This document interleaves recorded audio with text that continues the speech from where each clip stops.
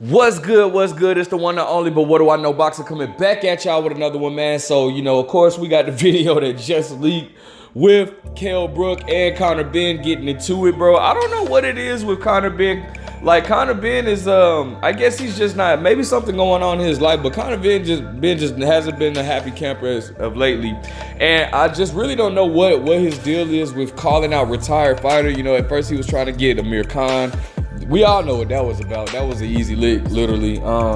Then he was trying to get Manny Pacquiao, and him and Kell Brook have been going back and forth for a while now. So as you guys can see, this is a tweet from earlier this year. It says, last time, Conor Benn says, last time we tried to make the fight, he chose retirement instead. Must have been that sparring session. Kell Brook replied to that and said, who are you kidding? You are the one who cut the sparring short. Don't flatter yourself. And he calls him a P-U-S-S-Y. I can't say the word, but anyways. So then the sparring leaks. Boom, here we go. All right. Oh, snap. Look like Conor Benn is kind of, like I said, landed a good right uppercut. Okay. Kell Brook throwing, Conor Benn is landing some punches on Kell Brook. Okay. So y'all don't know, Conor Benn is the one with the shirt off. Ooh, that was a good right hand. Kell Brook a little slow, but it looked like they just showing Conor Benn's highlights or whatnot. Conor Benn was landing some stuff on Kell Brook. Good body shot. All right. So all I can say, if Conor's been putting a few things out there, back and forth, me and him. So listen, I'm up for discussion. If his boss Eddie wants to get in touch with me, and pays me in my service, mega, I'll come out of retirement, baby. I'll come out of retirement and show you, boy, how to do it. Definitely up for this fight, she's a bigger girl, and I think,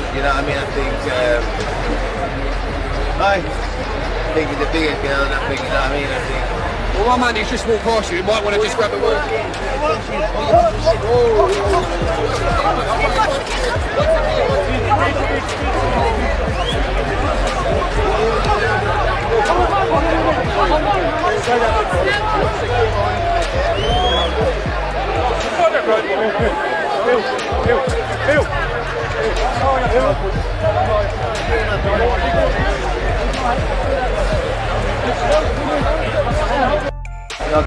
So I just wanted to give a little history rundown on, a little recent history rundown between Conor Benn and Kell Brook.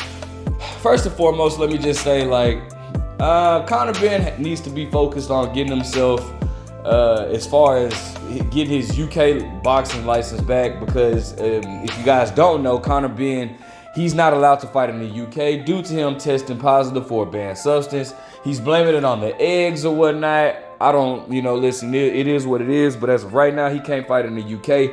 And that's two domestic great fights that he will make a ton of money on in the UK, but he needs to get himself focused or get back on track or focus on getting his UK license back so we can make these fights possible. Because listen, it's no point in him trying to go at Chris Eubank Jr.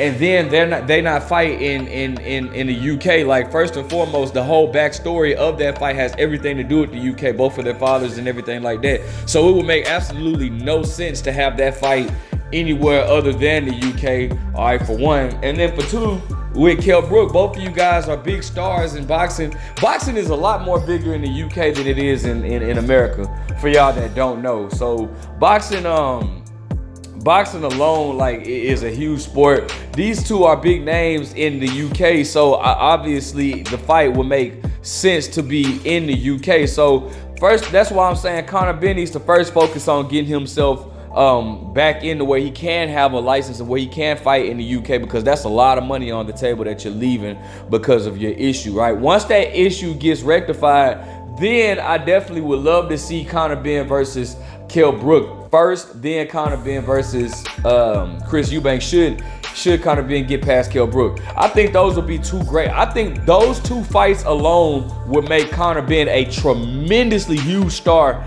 in the UK or whatnot. Now, again, I don't know what it is with Conor Benn. Like the thing at first, I wasn't really for Conor Benn doing the stuff that he's doing, like calling out retired fighters, calling out fighters that's not in his weight class, because it's like, bro, I always felt like Conor Benn, you have not even established yourself at 147 to be calling out these other fighters. But it seems like things could be shifting out or shaping up to be in Conor Benn's favor should you know he get himself cleared or whatnot. Him and Kell Brook obviously been going back and forth. Actually, to be honest, him and Amir Khan were going back and forth at first, then Kell Brook. So I feel like Conor Benn right now has the mindset of trying to take over the UK and then focusing on taking over, you know, his division in boxing or whatnot. And I'm not mad at that at all, bro. I can't be mad at that because, I mean, you gotta get the support of your home first before you try to take over anything else.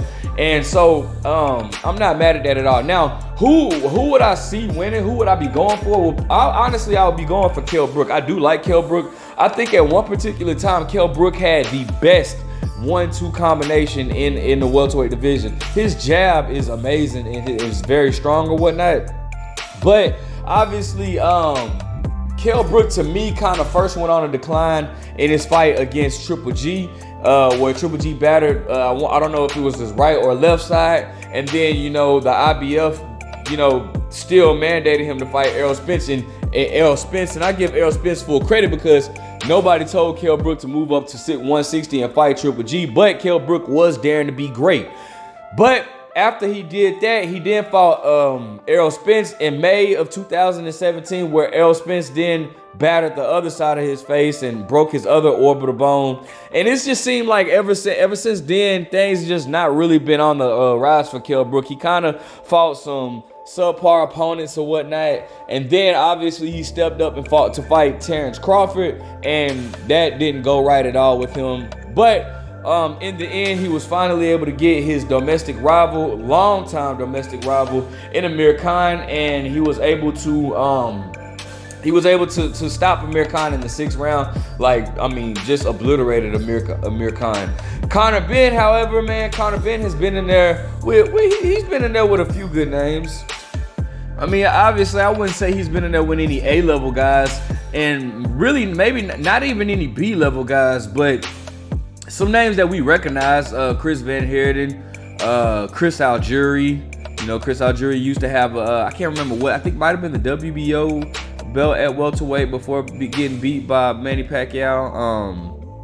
Adrian Granados, who's a tough, rugged fighter, gave Adrian Broner problems, gave, you know, Robert Easter problems, gave, you know, Sean Porter, Danny Garcia. So he's been in, like, you know, Adrian Granado's been in there with some tough guys. You know, he's a tough fighter. Samuel Vargas, you know, these are guys that are like C-level opponents, but, you know, still, you know, it's somebody that Conor Benn's shared the ring.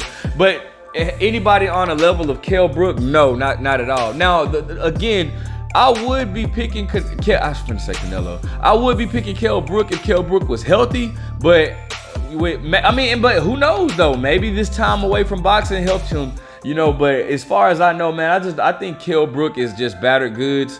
And you know, Conor Benn is the younger fighter, rising star. You know, he's trying to make a name for himself, more hungry. So I would be going for Kell Brook, but I would lean towards Conor Benn in this situation should they ever fight. But again, that would be very, very good for Conor Benn's stock, at least domestically, to get Kell Brook under his name, under his resume, and then turn around and possibly beat Chris Eubank. At first, I thought Chris Eubank would have destroyed Conor Benn, but after what we saw against Liam Smith, you know, I think Conor Benn definitely has a shot at Chris Eubank. You know, who knows? You know, who knows, bro? Honestly, man, I would love to see all of those fights, man. But, you know, and I like Conor Benn. Don't get it twisted. I do like Conor Benn. I just think that he needs to prove himself more. I would like to see him make his name more solidified at 147 with the with the current guys that we got in there, Jaron Ennis, Virgil Ortiz, Stanionis, any one of the Keith Thurman. He has called out Keith Thurman, by the way. Conor Benn has called out Keith Thurman. Errol Spence, of course, Terrence Crawford. I would just love to see him in there with some of these guys rather than the Kell Brooks or whatnot. But if they make that fight, I definitely would be interested in it. I would definitely be interested in it because it seemed to be some bad blood between the two, and that always makes for a good build-up and could lead to an exciting fight. So let me know what you guys think. Who would you pick in this fight? Would you want to see this fight? Like, comment, subscribe. But what do I know?